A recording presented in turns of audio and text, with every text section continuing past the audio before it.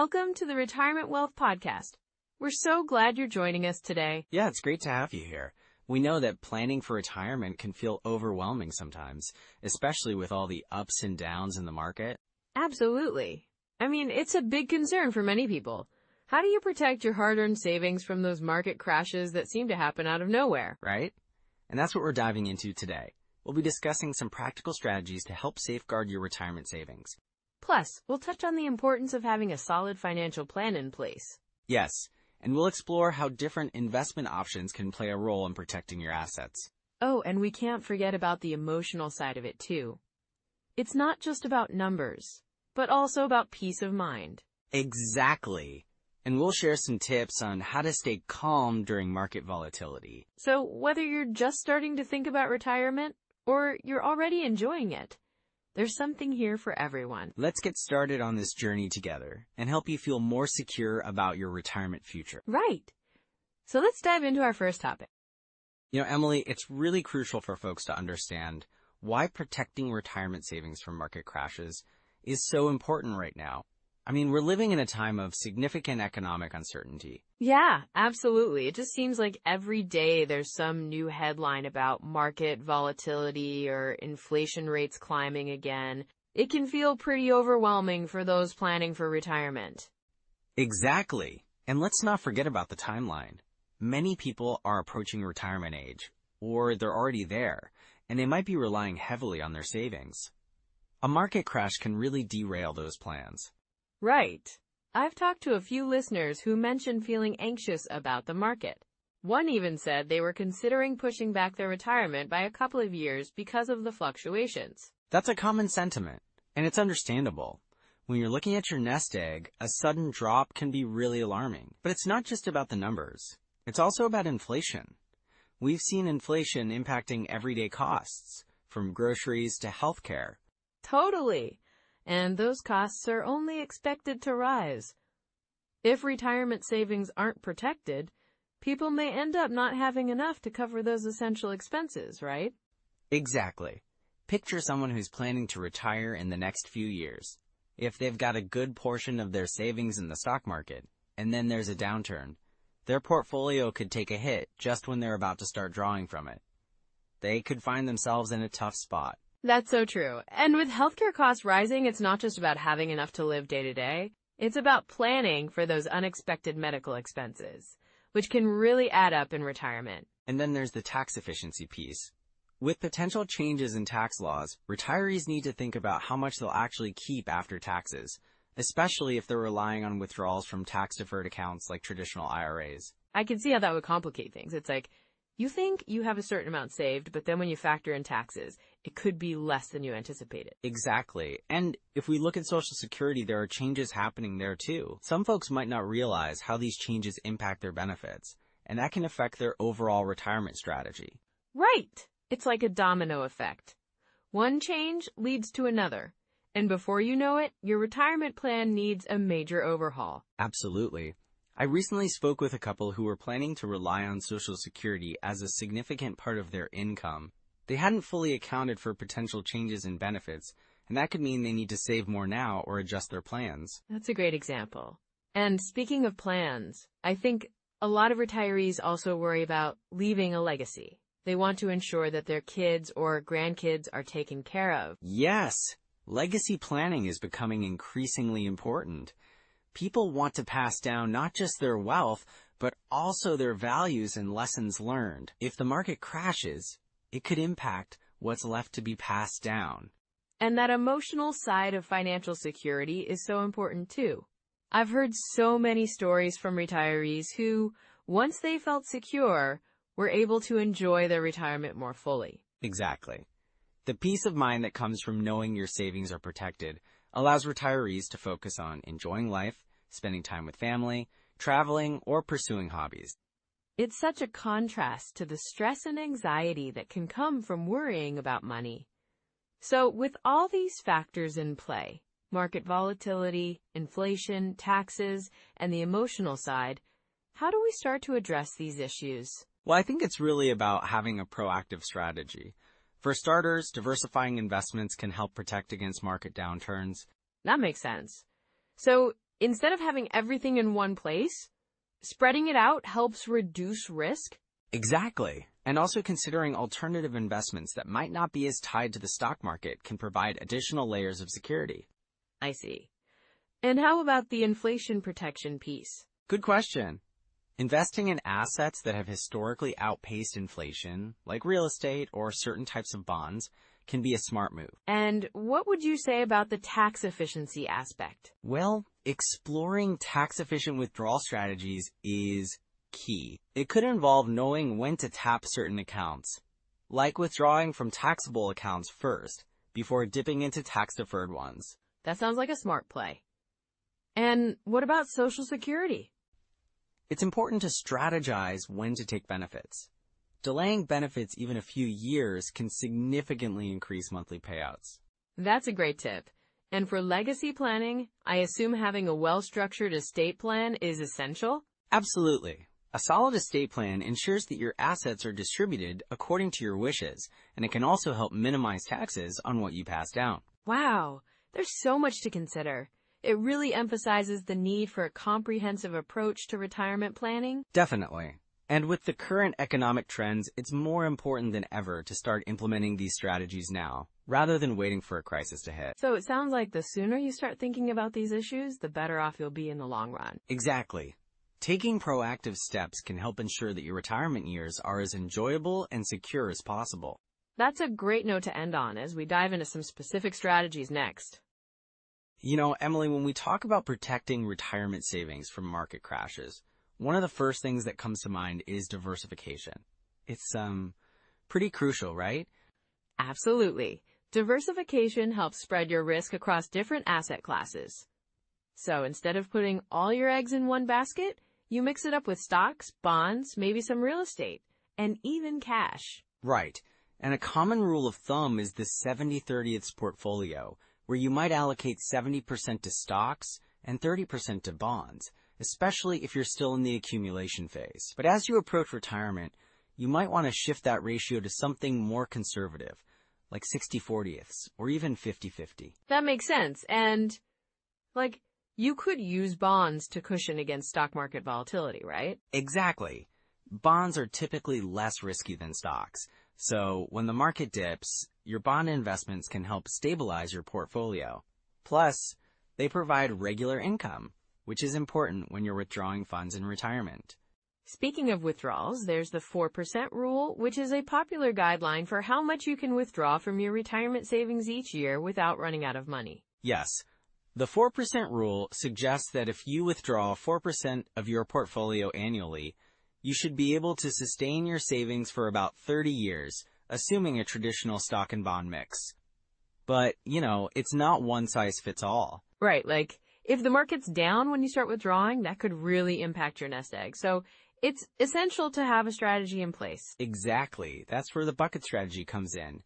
You divide your assets into different buckets based on when you'll need to access the money. Oh, yeah, a short-term bucket for immediate needs, a medium-term bucket for expenses in the next few years, and a long-term bucket for growth. You got it. The short-term bucket might hold cash or cash equivalents, while the medium-term could have bonds or conservative investments. The long-term bucket, however, can be more aggressive with stocks, since you won't need that money for a while. And this approach can help minimize the impact of market downturns on your withdrawals, right? Absolutely. It gives you that peace of mind knowing you have funds set aside for the short term, even if the market is fluctuating. So what about tax-advantaged accounts like 401ks and IRAs? How do those fit into this picture? Great question. Utilizing tax-advantaged accounts can make a significant difference in your retirement savings. For instance, with a traditional 401k, your contributions are pre-tax, which lowers your taxable income now. But you'll pay taxes on withdrawals during retirement. And with a Roth IRA, it's the opposite, right? You pay taxes on your contributions now, but withdrawals are tax-free in retirement. Exactly. This is particularly beneficial if you expect to be in a higher tax bracket later. You can manage your tax liability by choosing between these accounts based on your current and expected future income. That's so helpful. And I've heard about the importance of required minimum distributions, or RMDs too. What's the deal with those? RMDs are mandatory withdrawals from your traditional retirement accounts starting at age 73. Failing to take them can result in hefty penalties. So you want to plan for those distributions, especially since they can push you into a higher tax bracket. Wow, that's a good point. So planning your withdrawals carefully can really help manage your tax situation. Definitely. And don't forget about Social Security. Optimizing when you take it can also impact your overall retirement income significantly. Delaying benefits until age 70 can increase your monthly payments by about 8% for each year you wait beyond your full retirement age. That can really add up. So it's a balance between your needs now versus your future benefits. Exactly. You've got to consider your health, your financial situation, and how long you expect to live. If you're in good health and can afford to wait, it might be worth it to delay. And you mentioned earlier the importance of withdrawal strategies. How do you decide which one to use? It often depends on your individual circumstances. Some people prefer the simplicity of the 4% rule, while others might favor the bucket strategy for its flexibility. It's essential to consider your lifestyle, expenses, and risk tolerance. So it's really about creating a personalized plan that fits your needs and goals, right? Exactly. And speaking of personalization, another aspect to think about is asset allocation. Adjusting your asset mix based on market conditions and your life stage is key. Right, so rebalancing your portfolio regularly can help keep your risk level in check. Yes, a good practice is to review your asset allocation at least once a year, or more frequently if the market is particularly volatile. This ensures that your portfolio aligns with your retirement goals and risk tolerance. And that's where working with a financial advisor can be beneficial, wouldn't you say? Absolutely. An advisor can provide personalized insights and help you navigate these decisions, especially when markets are unpredictable. So, just to recap, we've covered a lot here. Diversification, withdrawal strategies, tax-advantaged accounts, and more. Yes, and remember, it's all about creating a balanced approach that aligns with your retirement goals. That's so important. And now, I think we should transition into discussing some common pitfalls people might encounter in retirement planning. So, Emily, one of the biggest pitfalls I see when people are planning their retirement is what we call the sequence of returns risk. Right. That's when the order of your investment returns can really impact your savings, right? Exactly. Like, if you have a market downturn right after you retire and you're withdrawing funds for living expenses, it can really hurt your portfolio. I had a client, let's call him Tom, who retired in 2007. Oh, wow. Right before the financial crisis. Yes, exactly. So Tom had planned to withdraw a certain amount every year for expenses, but within the first couple of years, the market dropped significantly. His portfolio took a hit, and because he was withdrawing funds at the same time, it didn't have a chance to recover. That must have been really tough for him, emotionally and financially. It was. He ended up having to adjust his lifestyle significantly. It's something I always stress to my clients.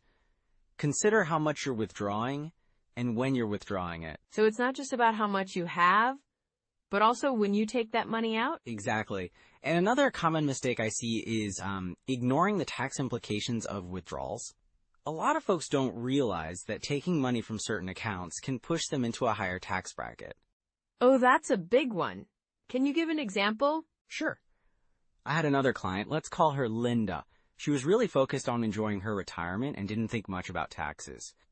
She started withdrawing from her traditional IRA without considering how that would affect her tax situation.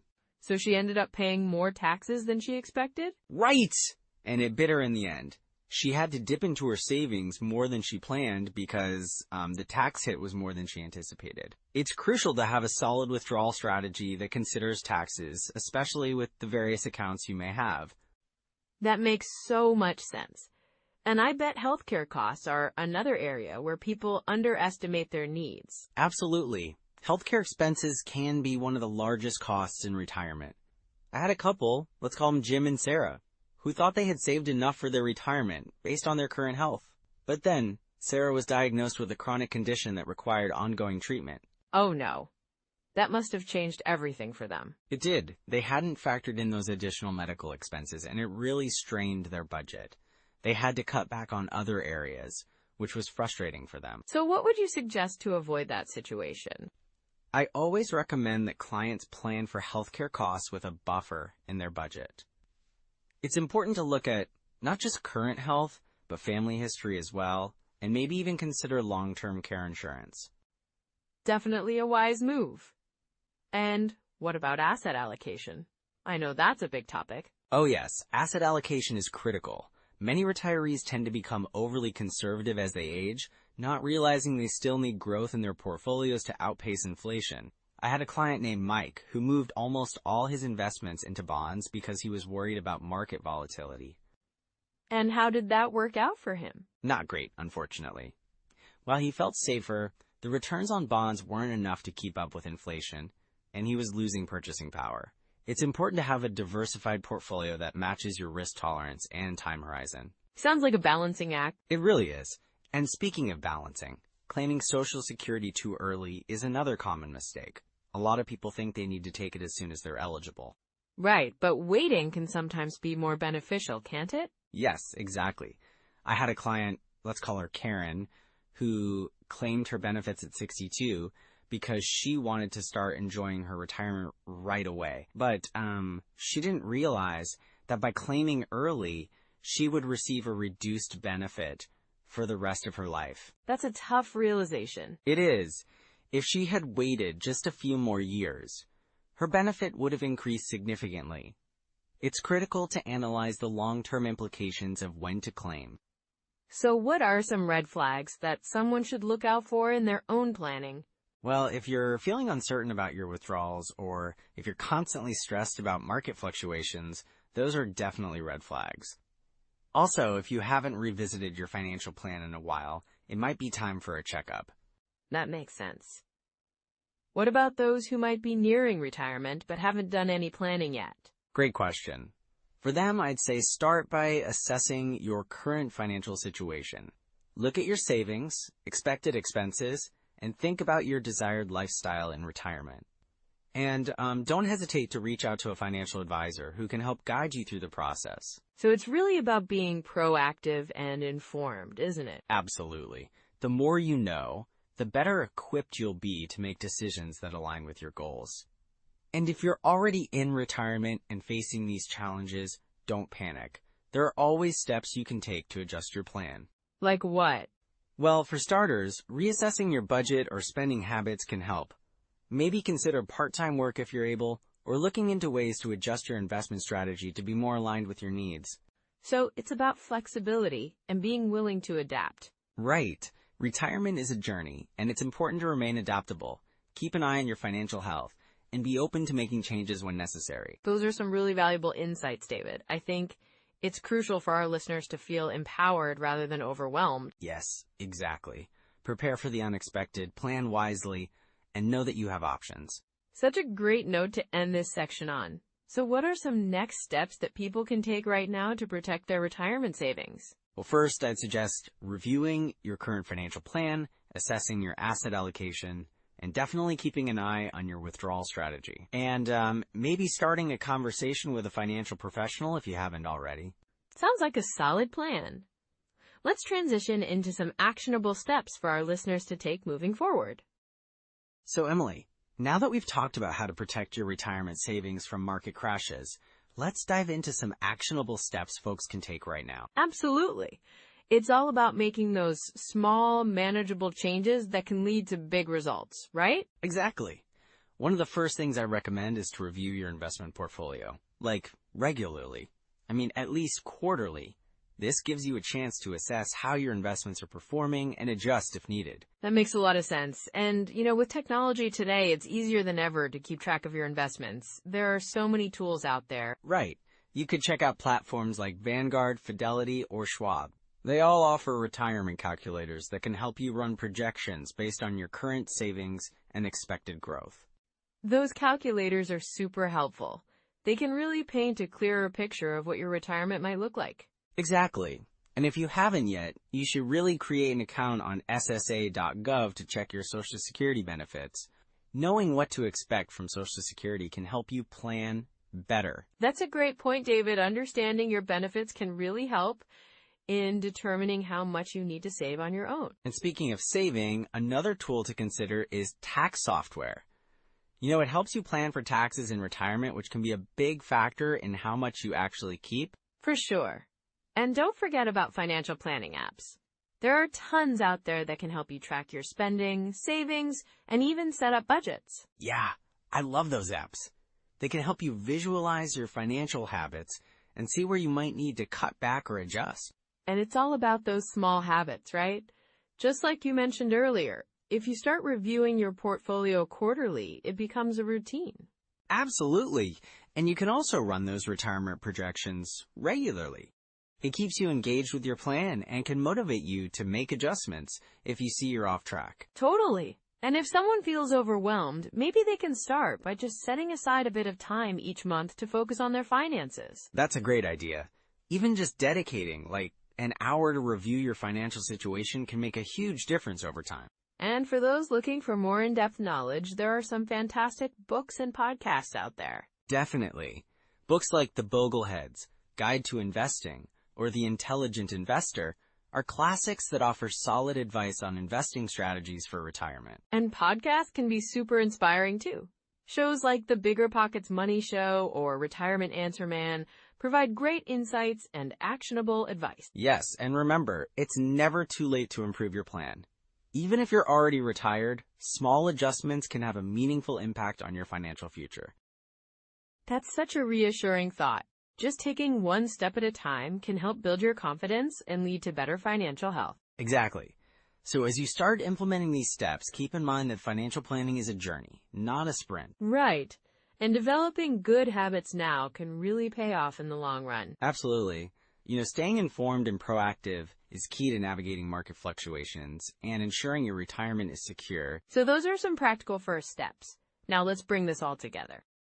Well, Emily, as we wrap up this episode, I think it's important to highlight some key takeaways from our discussion on protecting retirement savings from market crashes. Absolutely, David. One of the big points we covered was the importance of diversification, right? Spreading out investments can really help cushion against those market dips. Yes, and not just across different stocks, but also considering other asset classes like bonds or even alternative investments. It's all about balancing risk. Another crucial tip was having a solid emergency fund. Having that safety net can keep you from having to sell investments at a loss during a downturn. Exactly. And we also talked about the value of a long-term perspective. Market fluctuations are inevitable, but staying focused on your long-term goals can really help you ride out the storms. Right. And let's not forget the importance of regular portfolio reviews. Keeping an eye on your investments ensures that your strategy remains aligned with your retirement goals. All of these steps can really empower you to not only protect your wealth, but also to grow it over time. For sure.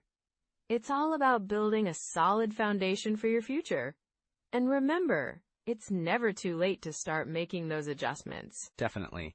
And if you enjoyed today's conversation, we'd love for you to like, subscribe, and share your biggest takeaway or any questions in the comments.